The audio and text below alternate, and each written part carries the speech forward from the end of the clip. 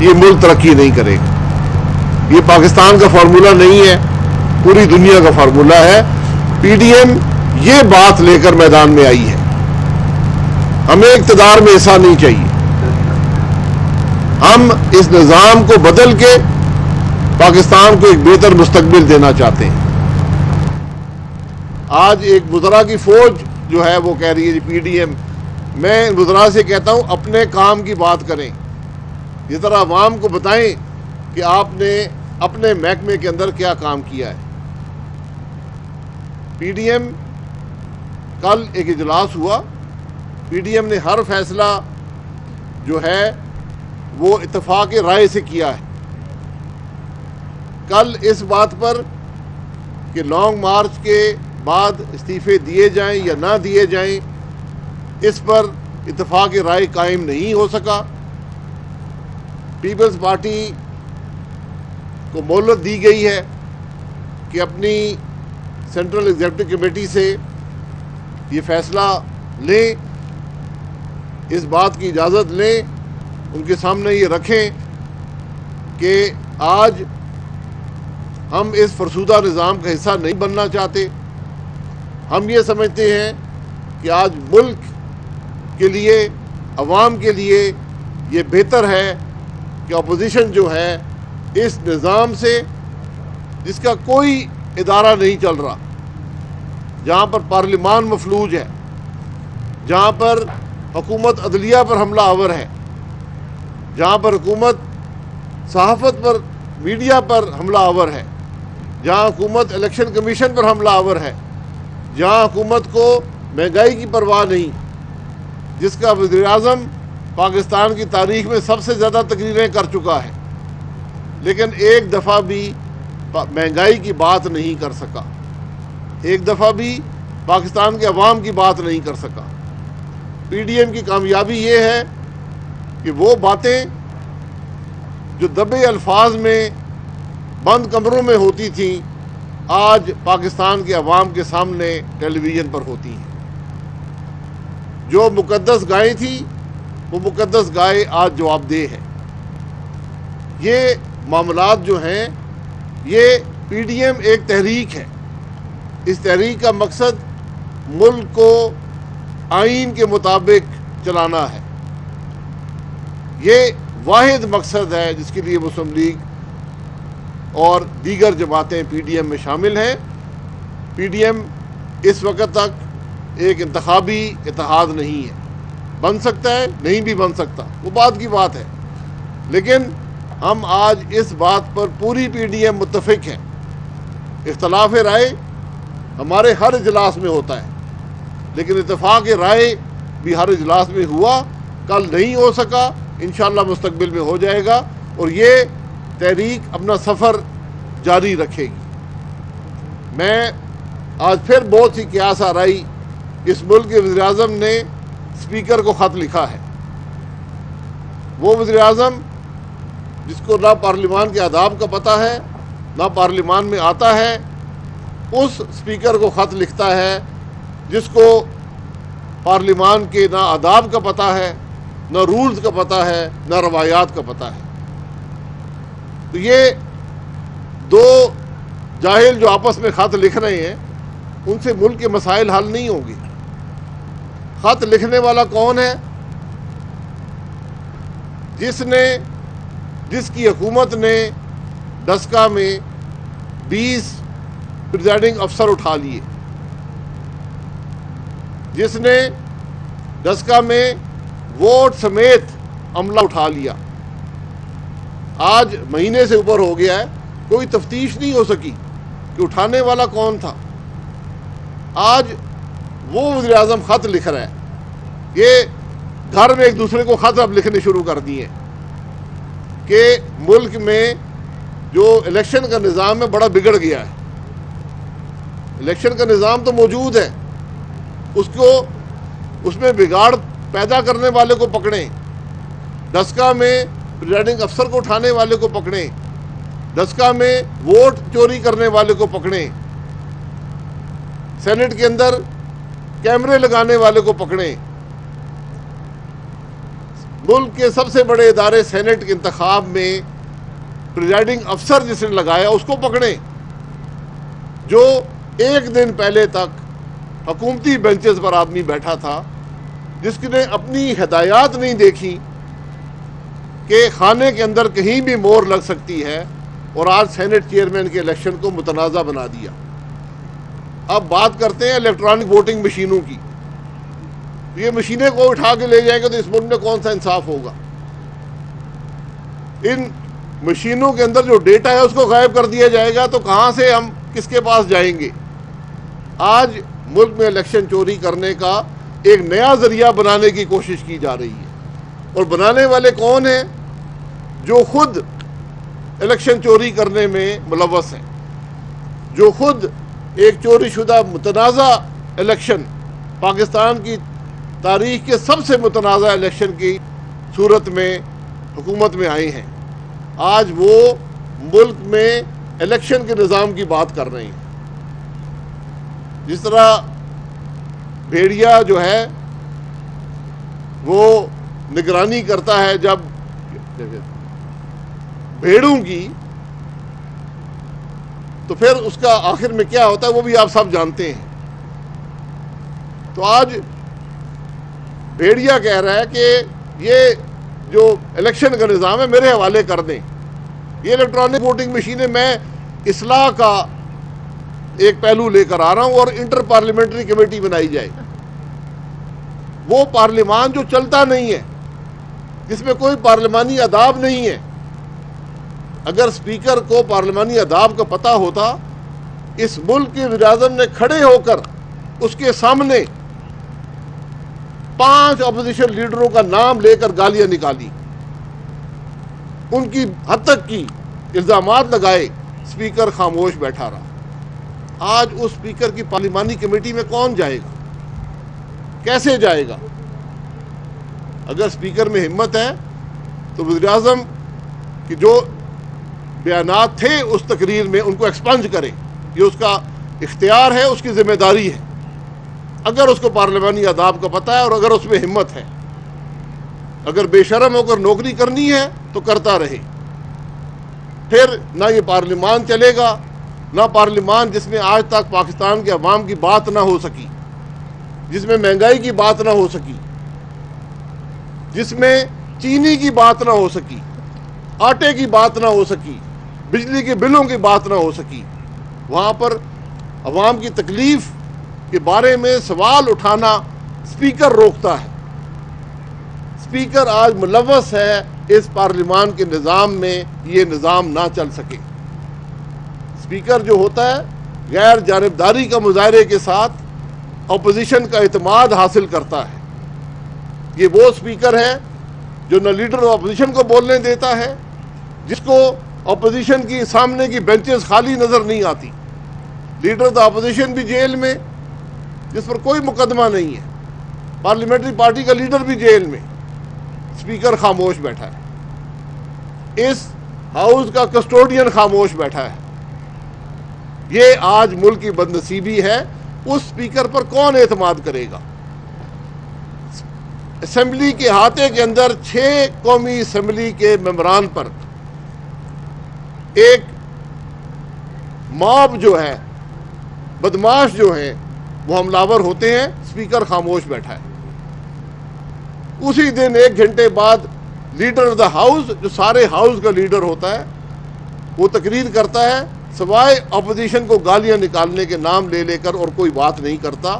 اس میں بھی اتنی اخلاقی قدریں نہیں ہے کہ یہی کہہ دیتا یار یہ بڑا غلط ہوا ہے، ہم نے نہ ایف آئی آر کی درخواست دی ہے، نہ ہم چاہتے ہیں ایف آئی آر کی درخواست دینا۔ یہاں ایک کاؤنسل آف ایلڈرز کا ہمیں کھاتا ہے، کاؤنسل آف ایلڈرز بنے گی۔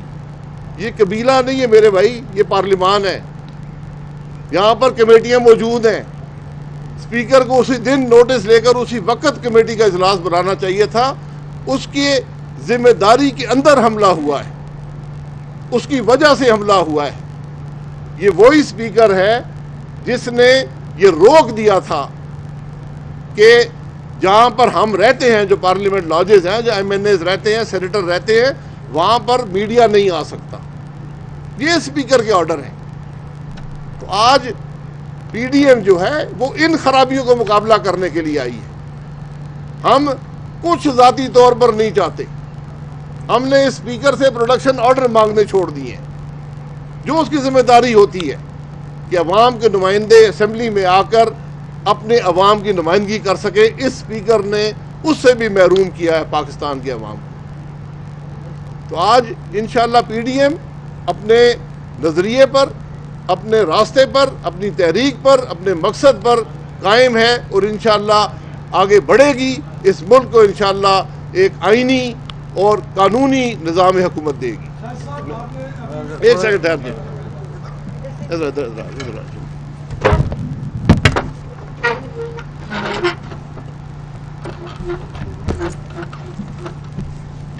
بسم اللہ الرحمن الرحیم. جیسے ابھی شاہد صاحب نے آپ کو بتایا, میں کچھ باتیں ضرور کہنا چاہتا ہوں کہ آج پاکستان کی جو حالت ہے, 2013 میں ہمیں ایک لٹا پٹا پاکستان ملا تھا جس میں توانائی نہیں تھی, دہشت گردی تھی, معیشت ختم تھی.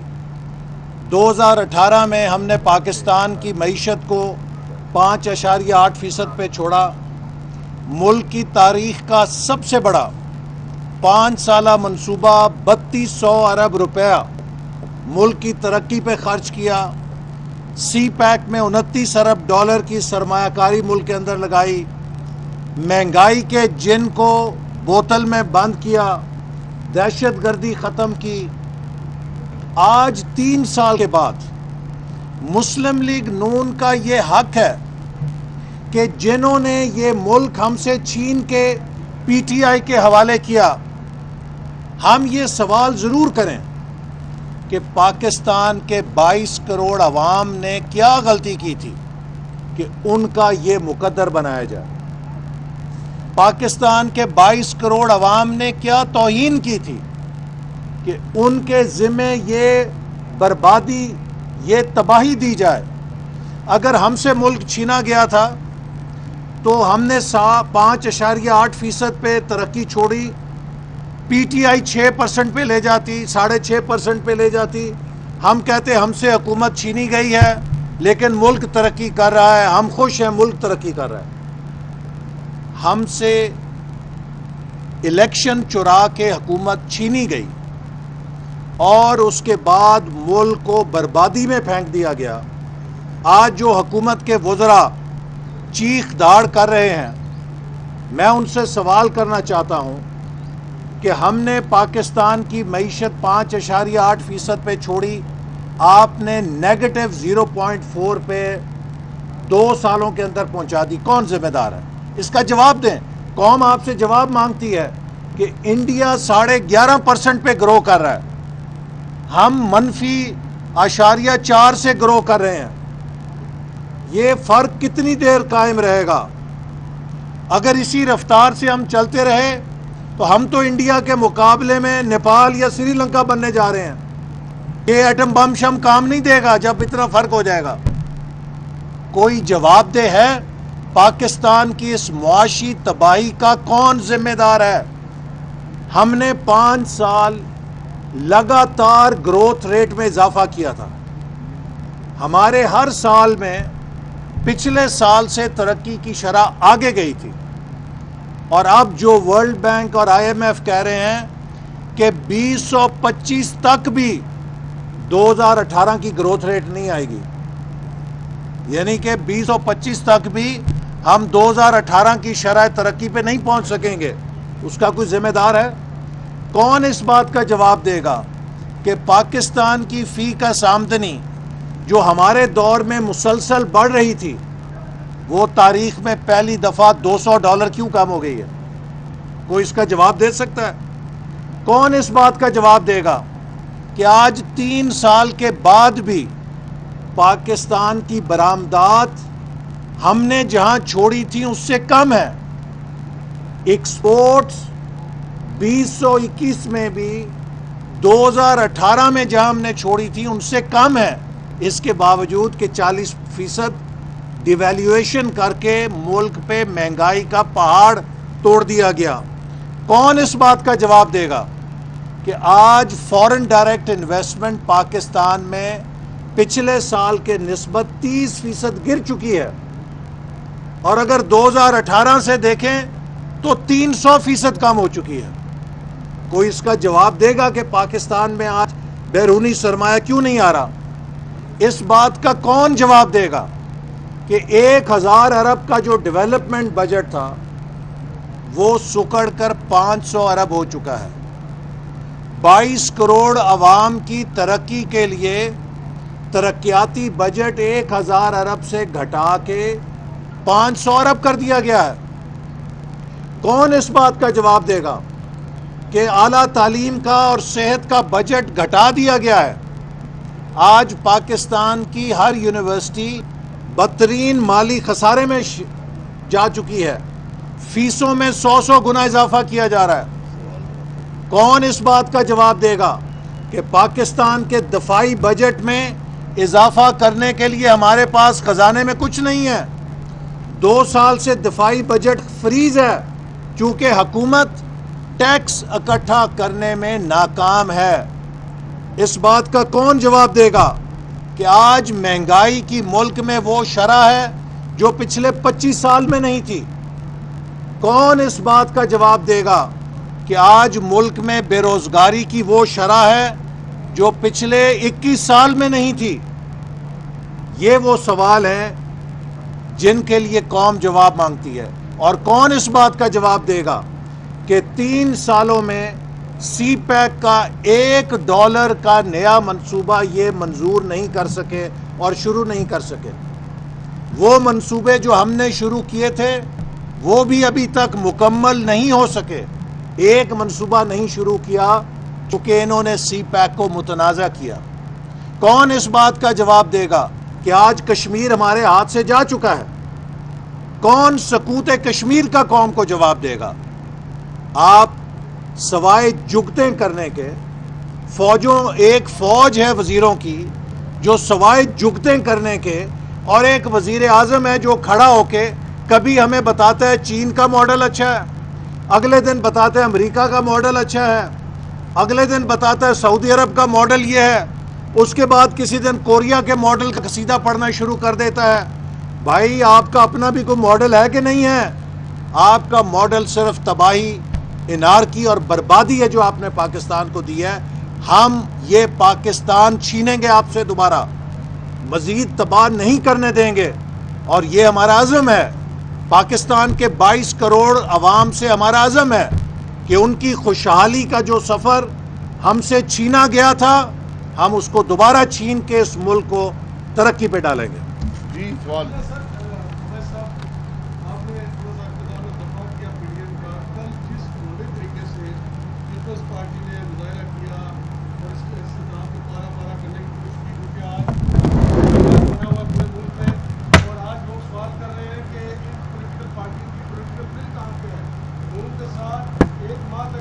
ٹھیک ہے، آپ کی بات سمجھ آ گئی، آپ کی بات سمجھ آ گئی ہے۔ میں گزارش کر پی ڈی ایم کا مستقبل پاکستان میں سیاسی نظام کی تبدیلی ہے۔ پیپلز پارٹی کی ایک رائے ہے، میں اس رائے سے اتفاق نہیں کرتا، لیکن میں ان کی رائے کے حق کے اظہار کا آخری دم تک دفاع کروں گا۔ یہ ہر جماعت کو یہ حق حاصل ہے کہ اپنی رائے کا اظہار کرے۔ پی ڈی ایم کوئی آمریت نہیں ہے، جمہوریت ہے۔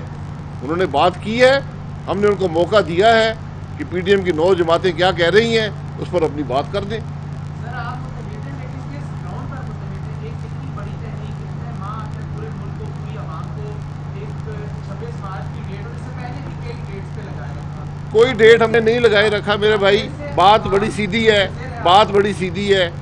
ہمارا ایک نقطہ ہے، ہم ایک تحریک ہیں۔ نقطہ یہ ہے کہ ملک آئین کے مطابق چلے، نہیں چلے گا نہیں ترقی کرے گا۔ جو اس سفر میں شامل ہے پاکستان کے ترقی کے سفر میں شامل ہے۔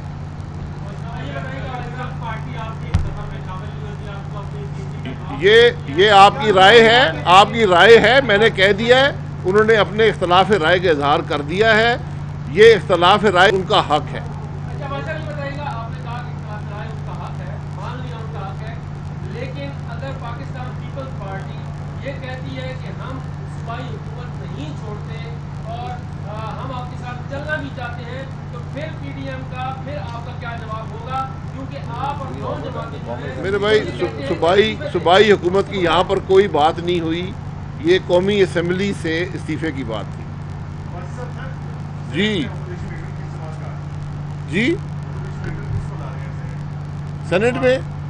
سینٹ میں جو اپوزیشن لیڈر کا عہدہ تھا وہ مسلم لیگ نون کو دیا گیا تھا تمام جماعتوں کی اتفاقی رائے سے، اور اعظم تارڑ صاحب کو مسلم لیگ نون نے نامنیٹ کیا ہے.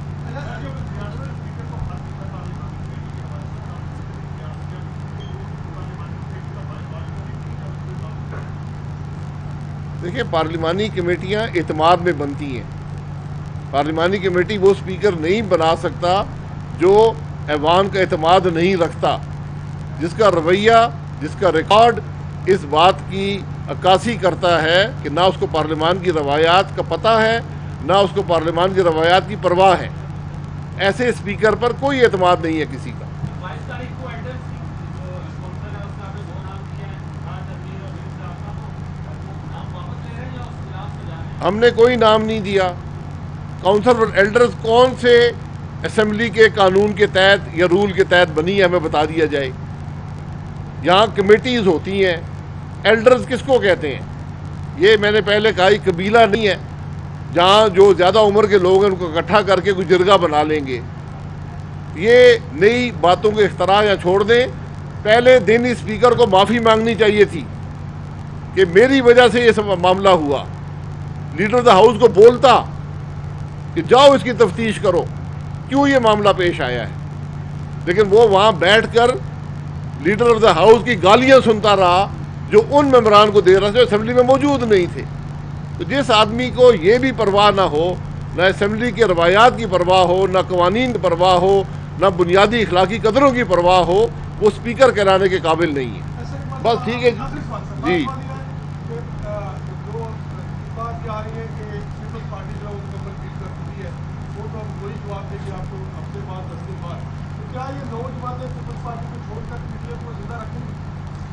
دیکھیے، جیسے ابھی شاہد صاحب نے کہا ہے کہ 9 جماعتیں اس رائے کے حامل ہیں کہ لانگ مارچ کے ساتھ استعفیٰ دیا جائے.